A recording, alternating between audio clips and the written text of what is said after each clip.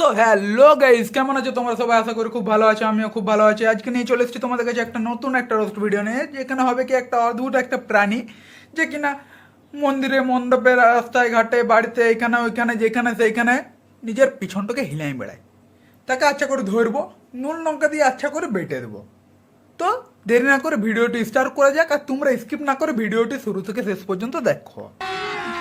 अभी मजा आएगा ना भिड़ो। একটু দাঁড়াও, তোমায় কিছু বলতে আমি চাই। শুনবো পরে, এখন আমার শোনার সময় না। হ্যাঁ ছাবড়ি দিদি, ও বলছে যে ও আর এখন শোনার সময় নাই, তারপরে তুমি ওকে দাঁড় করান দিলে। লে লে দাঁড়ান ছেলে, বল এইবার কি বলছিলি, বল বল বল।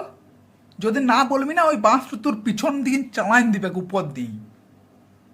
ড্রাইভার কাকা, তোমরা কি এই প্রাণীগুলাকে পিছন থেকে মেরে উড়ন দিতে পারো না? শুধু শুধু বাসটাকে থামান দিলে, বলো এটার কিছু মানে হয়? ও টোটোওয়ালা, ও টোটোওয়ালা, দাঁড়াও, আমি যাবো গো। সবাই জানে তুই দাঁড়াতে বলে যাস না, ওই জন্য আর দাঁড়াইলেন না, চলিয়ে গেল।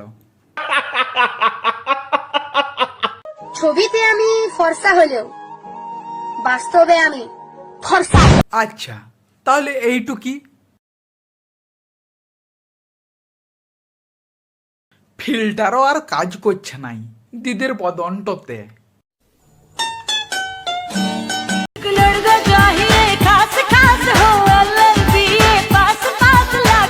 সত্যি এমনি ভাবে সবার সামনে মেলাতে পিছন হিলাই নাচার জন্যে সেই প্রো লেভেলে ছাবড়ি হতে হয়।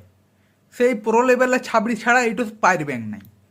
লেগেছে আমার, ঝাল লেগেছে। তো ঝাল লাগবেন নাই, আচ্ছা করে নুন লঙ্কা দিয়ে বাটলিম, ঝাল লাগার জন্যই তো।